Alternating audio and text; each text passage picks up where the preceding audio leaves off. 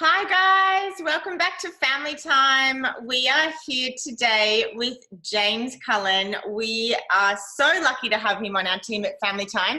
He's one of our psychosocial therapists and he's coming today to talk to us a little bit about screen time. We all know that throughout this time we've got kids home a lot more. They're going to be spending a lot more time on their screens, and we thought it would be good for James to share some of his expert knowledge on the importance of screen time and what we can do to help manage it at home. So, James, we're so glad to have you. Hi, Alyssa. Thank you. Hi, everybody. It's good to have you. So let me share my screen because James has got a little bit of a PowerPoint here. So we're just going to run through a couple of questions. So James, what is the average time that a child should be on a screen for their age? Talk us through that concept. Right. So the term screen time applies to the amount of time an individual spends in front of any screen. So be it watching TV, using a computer and playing video games, or using a mobile device. So studies have shown that children with autism spectrum disorder and ADHD are at risk of problematic video game usage. So we know they love their screens. That's for sure. So it is recommended for children between the age of 2 to 5 only have up to 1 hour of screen time a day. Wow. And it is recommended for children over the age of 5 only to have up to 2 to 3 hours of screen time a day. So with this we have to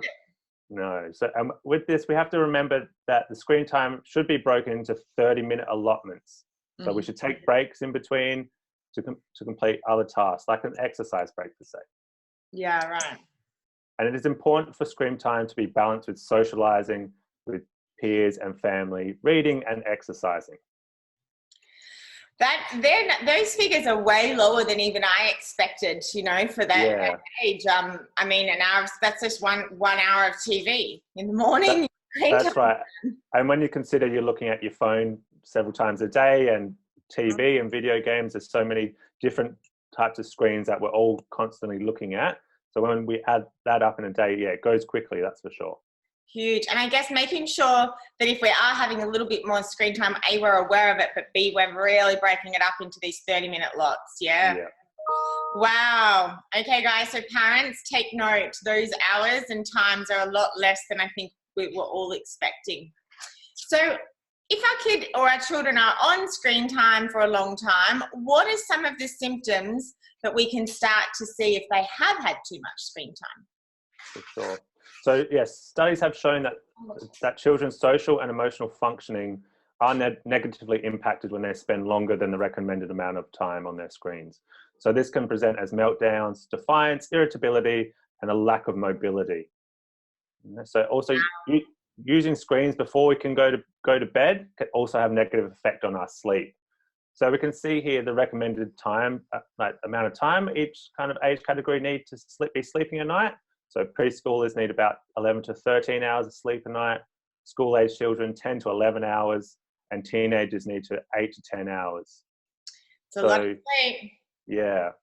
And and if we're using screens an hour before bed, it can really affect how quickly your child falls asleep. So if your child avoids phones, tablets, computer screens, or TV in the hour before they go to bed, they're more likely to get to sleep more quickly and get more quality sleep. Yeah, wow. I mean, I've seen it myself where when kids have been on their screen for maybe an hour or even 2 hours at a time and they've come off and they're just more irritable and cranky and they don't seem to want to listen to, what their parents are asking them to do. So I guess these are some really good clues, parents. If, you're seeing a bit more irritability, they're a bit more lazy, they lose motivation as well as their sleep. We're on the screen for too long. Yeah. Wow. Okay, the next question is, why do children struggle to turn off their game or TV show? Like, that is a hard thing. Like, they always seem to argue with us about this issue. That's for sure. So yeah, like most of us, we use our devices as a form of relaxation after a day at work or school. So we kind of have to consider why children are using their devices. Is it a form of relaxation socialization or escapism. So are they using it for education as well, or connecting with other people, or are they just using it because they're bored and don't have anything else to do? Yes. So often asking your child to turn off their video games can lead to huge, big arguments. And this is what we see a lot of with our families. So sometimes it can feel like children lose track of time when they're using their devices, and it can feel like they're being asked to turn off a movie with 10 minutes to go. So further on, we'll discuss how we can avoid some of these arguments, but we have to take into consideration why children are using their devices. Yeah. Wow.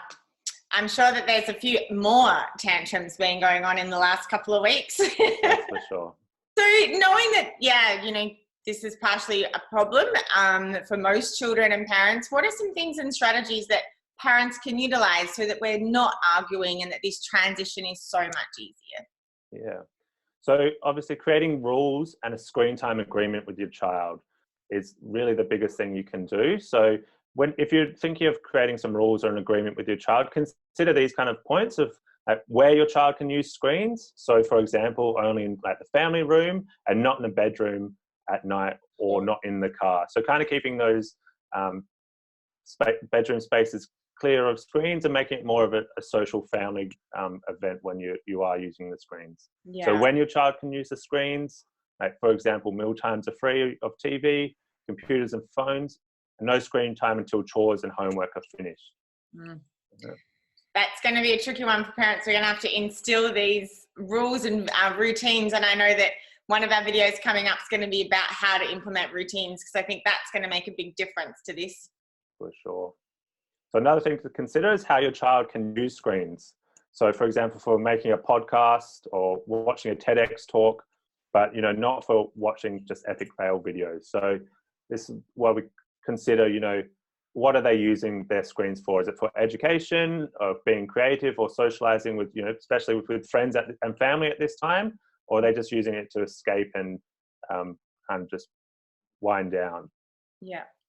And how you handle screen time for children of different ages. So for example, there might be some games that your older child can play only when a younger sibling is out or has gone to bed.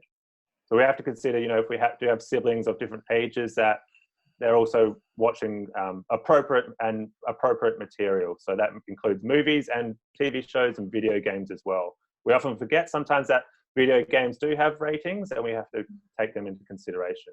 Absolutely. So it's okay if your rules include time limits to help your child balance screen time with other things like physical activity. Yeah. And try to... Yeah. You go, James. Sorry.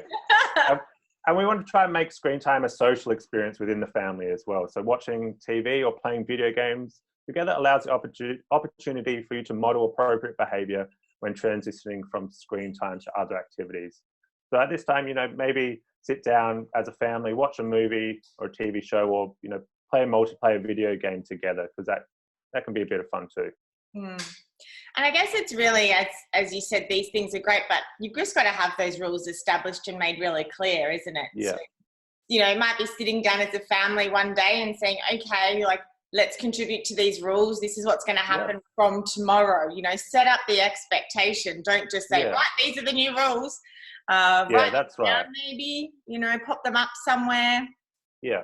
And you want it to be an agreement. So do it, like you said, do it as a family, and there could be, rewards involved, whether that be extra screen time or monetary, or just another activity that they may able to enjoy as well. Yeah. Wow, that is some amazing information, James. I know some parents out there might be a little bit conscious that, wow, we didn't realize the limits that we should be having on some of our children's screen time, but definitely some great strategies there to set up rules, be clear, make it a family event, and please watch out for those symptoms in case that you're getting more tantrums. It might be because they're on the screen a little bit too long. Yes, for sure. Really appreciate your time and your amazing expertise. If a lot of you don't know, James heads up and runs our Game Time program, which is an online Minecraft game where we are teaching children social skills. We're also teaching them the importance of internet safety, gambling, and those things. And James has totally designed that by himself with just some input from the rest of the team. And he heads it up great. So if anyone's interested in doing that this day and age with what's happening with coronavirus, we would love for you to come and join us on Game Time. So yeah, it'd be great to have so you. much. No worries. Thank you, Alyssa. And thank you, everybody. We'll see you guys all next week for another piece of information, this time on routines. James will get you back as well to do some more stuff on screen time in the future. Fantastic. I look forward to it. Thanks so much. See ya. Bye.